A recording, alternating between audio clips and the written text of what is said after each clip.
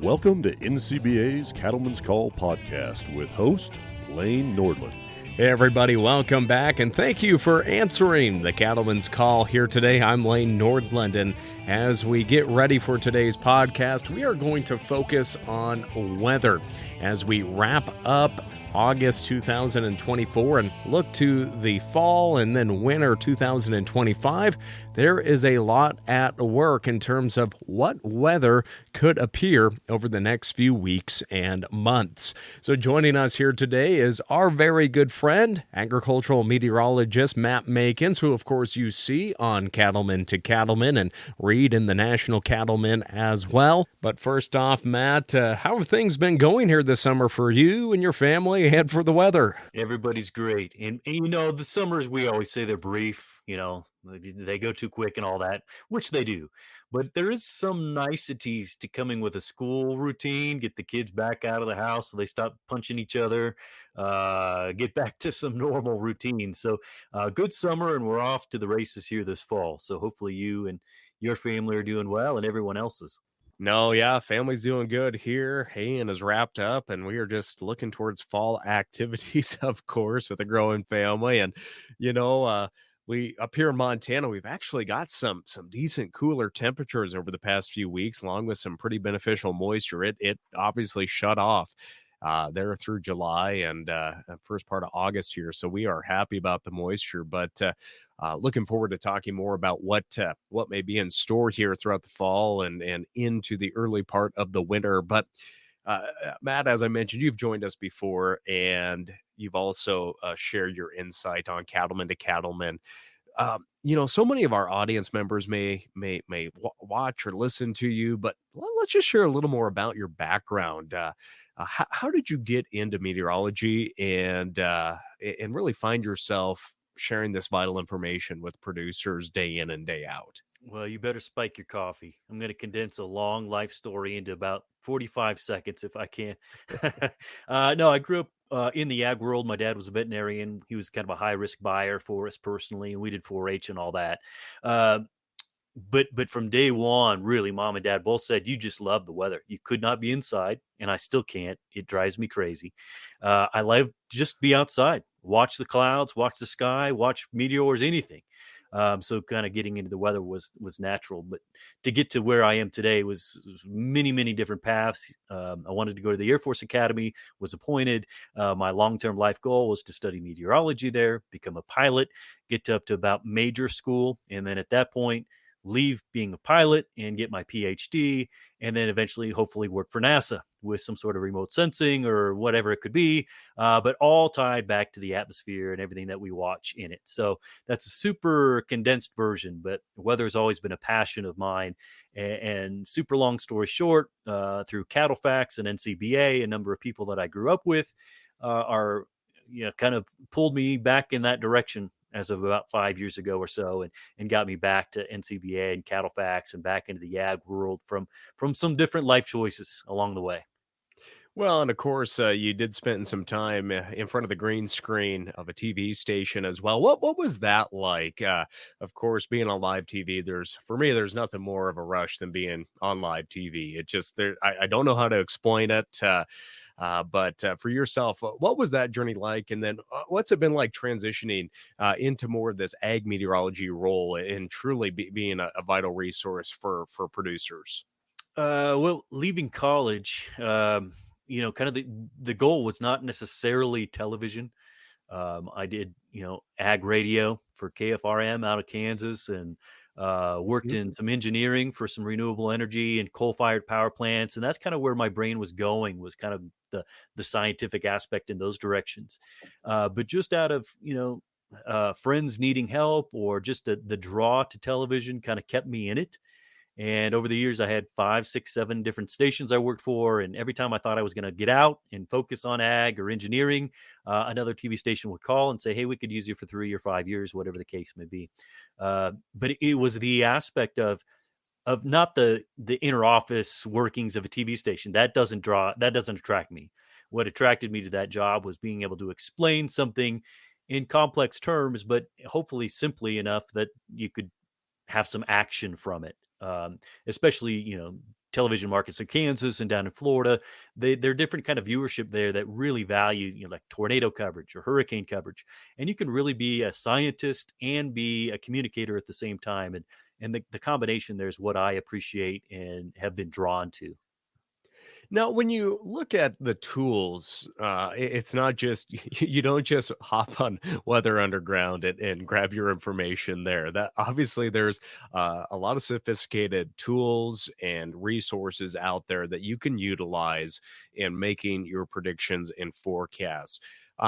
For a simple-minded broke rancher that talks for a living, could you maybe just walk us through what some of those models look like, where that information comes from? Is it here in the States? Is it abroad?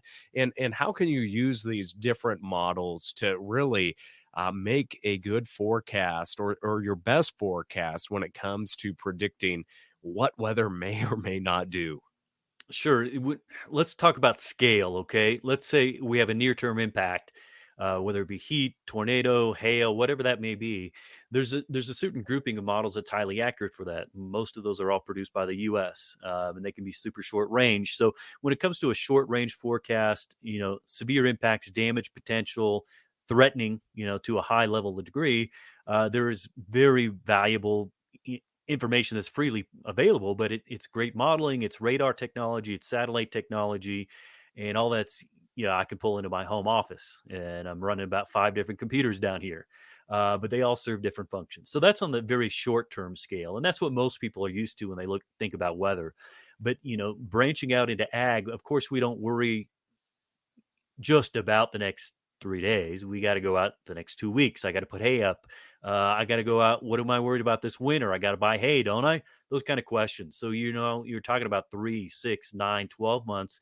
And sometimes internally we've chatted, whether it be with some of the bosses there at NCBA or over at Cattlefax, we can go out. In some cases, we'll go out a year or 18 months and just look at generalities. Where are we headed? And in order to produce that kind of information, it's highly relied upon is bringing in history. So kind of my daily routine at home is I have some automation that sends me all kinds of map outputs every morning. It's like my daily briefing, and it can include model output, observations, recent rain, all those kind of things. But the vast majority of my time is spent looking at how this current cycle, whether it be this past week, last 2 weeks, last month, whatever it may be, how does this relate historically? And I start to pull out times historically that have behaved much like we are today or recently. And that's the foundation of every forecast I do. I ground it with what has actually happened in the past. And then from that point, get a good sense of where we're headed, and then start to bring in some modeling. And all modeling is biased. It's produced globally from Europeans, the French, British, Indians, Chinese. They all have different models. Australians are a pretty good unit too. All of this observation every day is learning the biases of those models, where they're strong, where they're weak, and tying this back to history. History is our guide. So I like to combine that historical perspective, the modeling, and adjusting for biases in each to produce as accurate of a regional outlook as we can do. Then the issues here are when you're talking about regional scale, like what you read at NCBA for Lane, you're kind of clumped into a 3-state chunk, right? Mhm.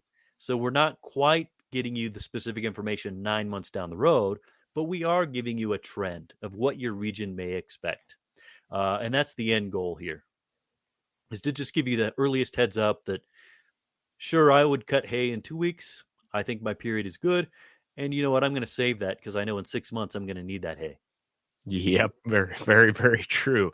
And so much of the time, so many producers, we try to wrap our heads around just what is occurring on that global scale.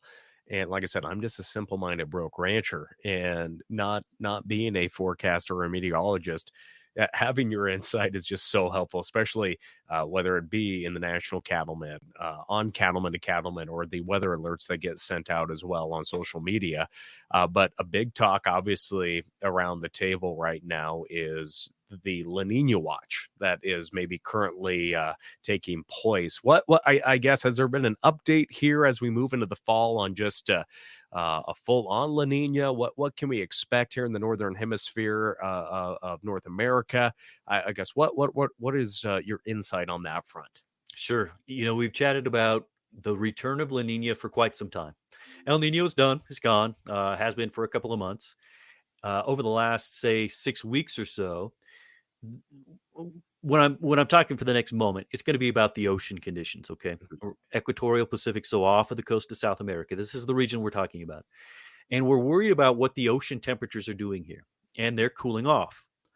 And when you cool that area of ocean, it causes, quote unquote, a shock wave across the globe of your weather pattern. And that weather pattern, as we cool off, turns to La Nina. So over the last 6 weeks or so, we've just been watching that area of ocean. How much is it cooling off? How deep is the cold water? Like, is this just going to be temporary, or is it going to continue? How much colder? And the magnitude that it gets colder will dictate our winter, how dry we are, how cold we are, if the case may be.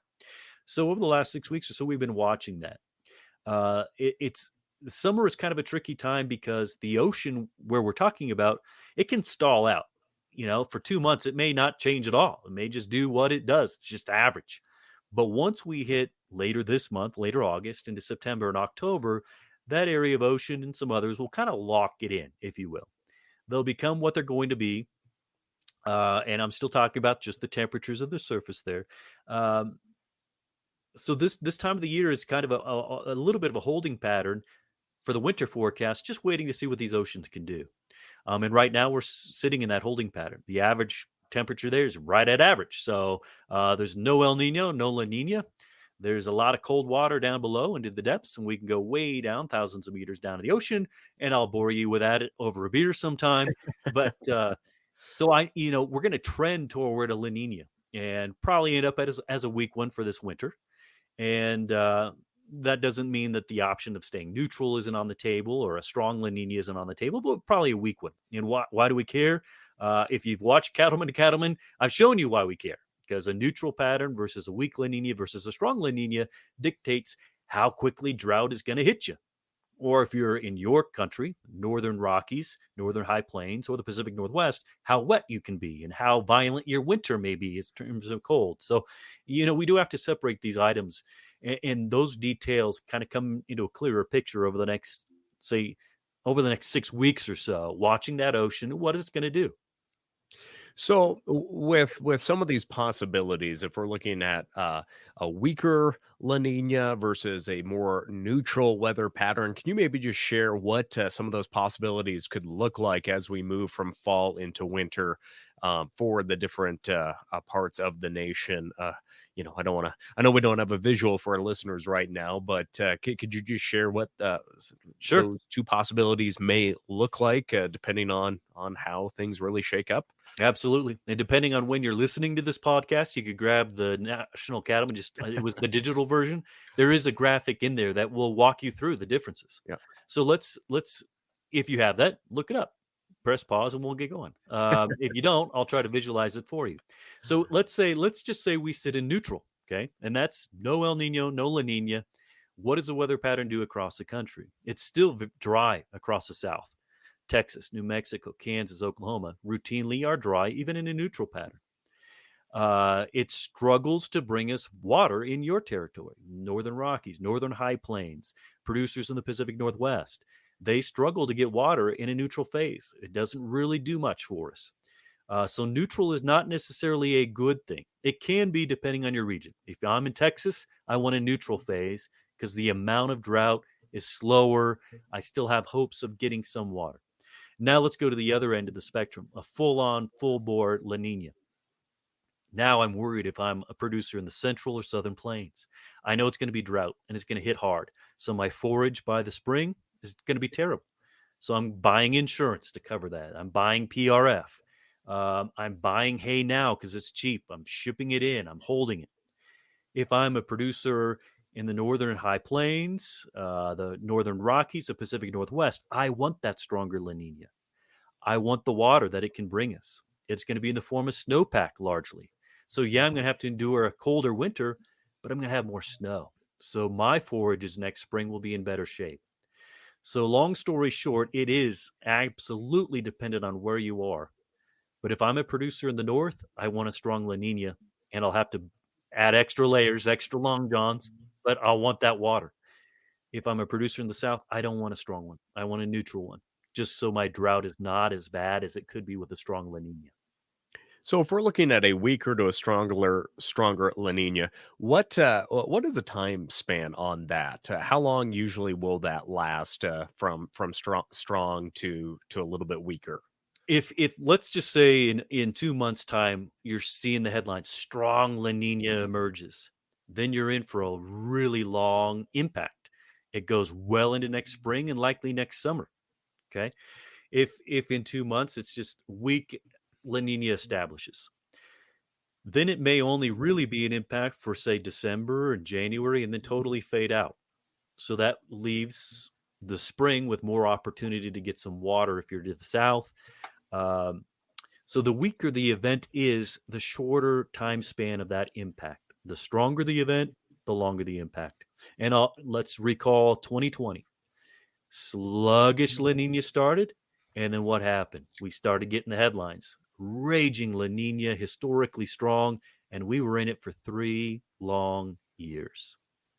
Yeah, we were, and then we of course got to deal with some drought and see our herd liquidate quite a bit too between there then and there. And I guess that's a big question so many people are asking, and I think you answered maybe that question too when we're looking if we had that strong La Nina, what impact that could have to the middle part of the U.S. down in the southern plains. And I just I think people want to say that herd rebuilding is occurring. I think that's pretty regional at this point because in my part of the world and whatnot, guys are really taking advantage of these higher prices, especially for heifers, and we're seeing larger placements, obviously in feedlots too. But when you're having conversations with producers, whether that's through email, phone calls, or face to face at the many events that you're attending, Matt, what are some of those key questions you're getting asked right now from producers looking at rebuilding?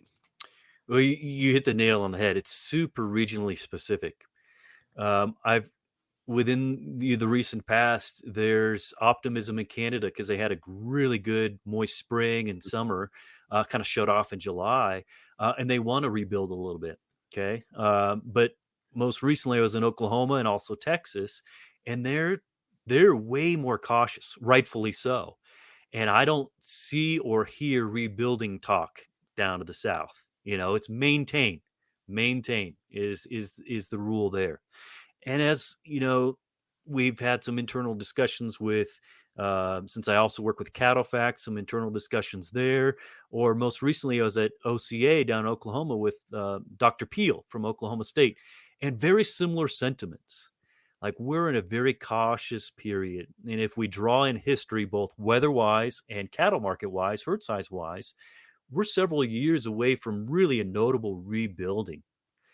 And I think, the El Nino we had last year built some optimism, like, hey, maybe that analyst's opinion was too long, too broad. Let's start rebuilding a little bit, but not with this chatter about any form of La Nina. I think it has a lot of folks cautious. So when I'm down to the south, folks are just maintaining. There's really very little discussion of rebuilding at all. And then as I go through Wyoming, Nebraska, and northward up into Canada, yeah, there's some talk about it, but they're not like flashing cash either. They're, maybe I will, is how they couch that is maybe we should, or we're on the fence about it. So. Well, again, there's a lot of conversations happening out in the countryside, just depending on what part of the nation you live in. But it's also pretty hard to turn down what we are seeing for some of these heifer prices still for heifer calves. And again, we're all watching the markets in the financial system as well. Just as we move through the summer of 2024, it's been quite a ride, and quite a ride for corn prices as well. Just a lot of things that people are thinking about, and maybe staying up at late at night about too. But there's a ton of factors, and geopolitics and everything is factoring into these decisions, rightfully so. I mean, If it were just up to cows and weather, we may be in a better spot. And once we start factoring all this other stuff, of course, it opens a can of worms or bees or whatever your can is full of. I don't know. Yeah. A lot of bees or worms, whatever you want to call it there. Yeah, especially on that geopolitical end. And I guess when we look at that, what is up for the Black Sea region possibly as we look into the fall and summer and what some of those producers may be thinking about winter wheat wise in Russia and Ukraine and in that key breadbasket part of our world. There's been quite a lot of volatility back there in weather conditions and crop conditions. Southern Europe has really endured a lot of heat and drought. So there's going to be a need there for sure. And then you get Black Sea, and then you get into the Russian regions, and they're actually faring better. The frequency of the moisture has been a bit more suitable for them, especially timing with reproduction and things like that. So if you were to kind of picture in your mind the bigger problem area, start with the bigger problems in Southern Europe, and then ease those conditions, and conditions improve as you go eastward there into Russia. But yeah, there's been a lot of volatility back there for their crop conditions this year. How about South America with Brazil and Argentina? There's always optimism with their corn coming out of Brazil because, man, some of those hybrids can just do. They're happy no matter what they get. Some of that seeds that they've got. But by and large, we're still worried about drought conditions in northern Argentina, southern Brazil, especially as La Nina kicks in potentially. That's going to be another drought area of the world to watch out for because La Nina does to them what it does to the southern U.S. and dries them out. So big cattle country, some corn and things there to watch out for next year. So that would be next year's stuff, maybe too dry in that region. Another area to maybe keep some heads on for headlines would be Australia. Normally they do better in La Nina. They get better water. But the corn coming out of China, there's always the export, import question mark for China too. And it's not like La Nina leaves them alone. It can have impact from their rice and the corn regions. So super specific, but Brazil this year fared okay. They fared okay. But next year there'll be a drier impact with this potential La Nina event. So as we kind of remain in that neutral phase right now, in between El Nino and La Nina, here in the short term, what's the weather pattern looking like for much of the nation here as we begin the fall? As you weigh probabilities, you're leaning way into the hotter probabilities for the Western U.S., straight from Alberta and Saskatchewan all the way down to Mexico. Warmer than normal. Then as you go east, so Central Plains to Mississippi, the Delta region, the Southeast, there's potential to be cooler than average and get some water too. If I were sitting in Vegas and there was some sort of map and you could bet where you're going to get water, my tokens, my coins, my cash is sitting on the southeastern U.S. for water this fall. I might have a couple of coins up right on you, right on Alberta, maybe the Cascades, but I'm not putting a lot up there. My money's going to be Gulf Coast region in the southeast for water this fall. So kind of the pattern that we've seen here, kind of the July, very, very early August pattern continues for most of us. The exception being Four Corners, Colorado, Utah, Arizona, New Mexico. We've had some nice monsoonal rains. We're going to shut those off. But yeah, kind of a continuation of July into early August for much of the country. Obviously, fall means agriculture meetings start picking up. Are you going to be on the road a bit here, making some presentations and talking with producers that want to meet you face to face? Yep, just got back from Oklahoma from their big convention. Huge numbers. It was one of the bigger groups that I've attended and seen. So a lot of folks are interested in that again. From here, go to Salt Lake City. That's going to be for liquid feed. So some of the feed, you guys are starting to get more curious about the next year, where they're going to be shipping more stuff, where their sales is going to ramp up. And that's going to be for the Western U.S. I'll just give you the inside scoop there. If animal nutrition, they're going to be bugging you because they know that your animals are going to need that. From there, go up to Canada, especially the Maritimes later. I'll be in Wyoming coming up pretty soon. So, yeah, I'm going to crisscross the country here quite a bit over the next fall and into the winter, too. And I'll see everybody down in San Antonio I guess it's February, not late January this time, but yeah, in early February. That's going to be here before we know it. Oh man, and that means Cabin coming up then right after that for us. But Matt, you and I have talked about this before. Just how frustrating it is when you're on your iPhone and you open up the iPhone Apple weather app and it's just not very accurate. I try to rely more on the National Weather Service and the information that comes out there. If folks just need a quick forecast and obviously I would encourage them to always head your way, but what are some really good instant weather apps information where folks can access that if they're trying to figure out when they need to plant or move cows or whatever that might be? Sure. Yeah.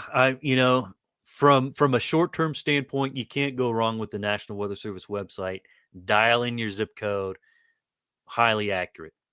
That's going to be best for the short-term stuff. As you look at the medium ranges, let's call it the next month a medium range.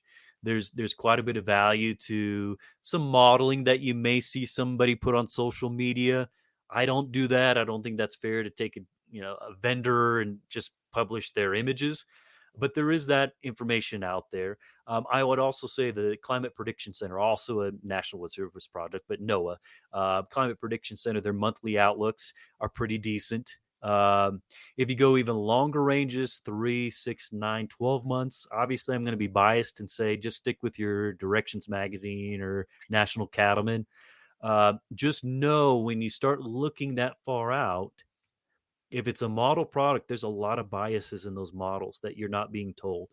If you're looking at Climate Prediction Center, it's a valuable resource for ag, but just know that that product may be 3 or 4 weeks old. Always pay attention to the update date on those images. So if you're a Weather Service diehard, make sure when you see that outlook for, say, the winter or next spring, make sure you see that update date. And if it's longer than about 10 days, keep refreshing that page, because I've seen a lot of folks just see what's on there, maybe a month old, and they bank it. A lot can change in a month. So be cautious out there. And I would always say have 2, 3, 4 weather sources. If we're all aligned, your confidence should be high. If we're varied, maybe you have a favorite or somebody who has a better track record that you can lean on.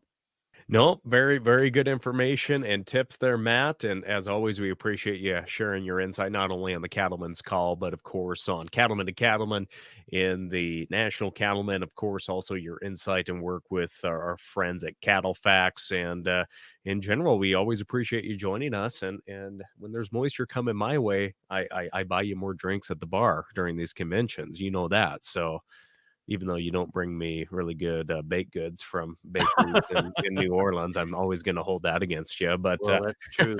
Next time we're in New Orleans, I'll bring you a big old bag of those beignets. They're messy. I'll bring you like a Clorox wipe bag too. Yeah.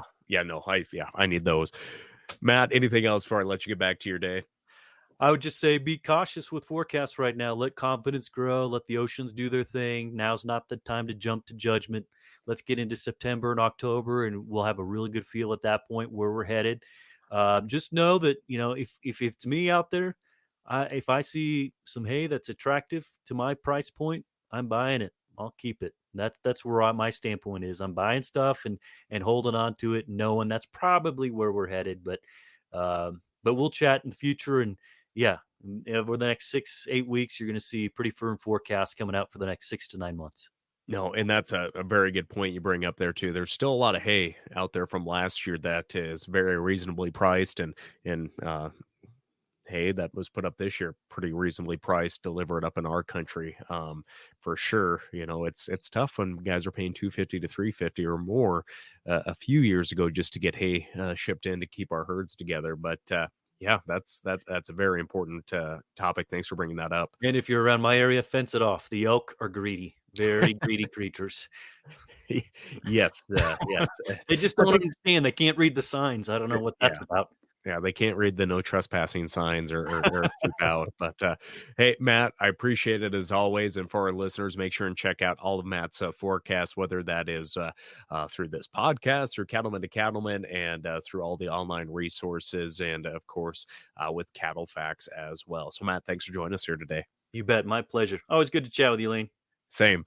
Well, friends, thanks for answering the Cattlemen's Call here today. Make sure and subscribe, share, and also share your thoughts as well. And if you have some great topics, visit the NCBA landing page for Cattlemen's Call and drop us a note on maybe some possible topics or people you'd love to hear from. With that, friends, we appreciate you joining us. I'm Lane Nordlund. We'll catch you next time. Thanks for tuning in to NCBA's Cattlemen's Call podcast with Lane Nordlund. For more information, visit ncba.org and make sure to subscribe to the podcast today.